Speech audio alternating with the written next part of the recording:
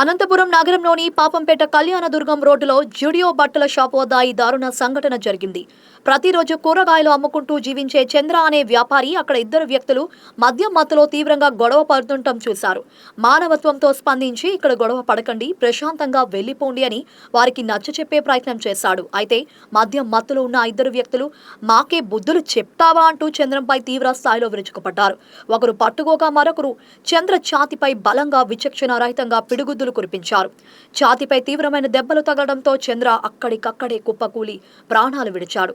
సమాచారం అందుకున్న రూరల్ పోలీసులు వెంటనే సంఘటనా స్థలానికి చేరుకుని ఇద్దరు నిందితులను చాకచక్యంగా అదుపులోకి తీసుకున్నారు. చంద్ర మృతదేహాన్ని పోస్టుమార్టం నిమిత్తం అనంతపురం ప్రభుత్వ సర్వజన ఆసుపత్రికి తరలించారు.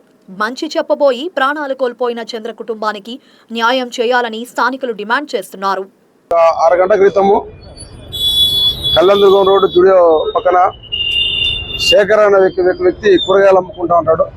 ఆ శేఖర్ అనే వ్యక్తి దగ్గర కూరగాయలు కొనే కానీ ఒక ఇద్దరు వ్యక్తులు వస్తారు. బయట వాళ్ళు ఆడ 120 రూపీస్కి వాళ్ళు వ్యాపారం చేసి 500 రూపాయలు నోట్ ఇస్తే అతను 380 రూపాయలు వెనక్కి ఇస్తాడు. మీరు 100 పట్టుకో, 120 ఎందుకు, 20 వదిలే అని చెప్పి వాళ్ళు ఇద్దరు అడుగుతారు. ఆడ లేదు 120 ఎందుకు అంటే 120 పట్టుకుంటా అని చెప్పేసి శేఖర్ అంటాడు.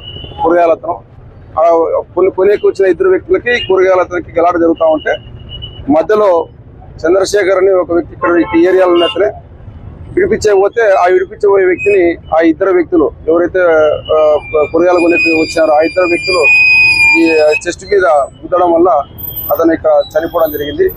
దాని మీద విచారణ చేస్తున్నాం. కేసు రిజిస్టర్ చేసి తదుపరి చర్య తీసుకుంటాం. చనిపోయిన వ్యక్తికి ఏం సంబంధం లేదు. అతను అక్కడ కూర్చొని నుండి వీళ్ళు గలాట పడుతుంటే ఎవరైతే కూరగాయలు అమ్మే వ్యక్తి కొనే వ్యక్తులు ఇద్దరు గలాట పడుతుంటే మధ్యలో విడిపించే కానీ వచ్చారని చెప్పి చెప్తా ఉన్నారు. ఇంకా ఏదైనా ఉంటే మేము ముందుకు విచారణలో వెళ్తాం. అది మేము ఇందాక కూడా జరిగింది. ఫర్దర్గా దాని గురించి డీటెయిల్స్ చెప్తాం. ఇది అనుకోకుండా వాళ్ళకి జరిగిన గలాట. ఇది ఇద్దరు వ్యక్తులు వాళ్ళు హయానిటీ వల్ల జరిగింది. ఇంకా మిగతా దర్యాప్తులు తేలాల్సి ఉంటుంది.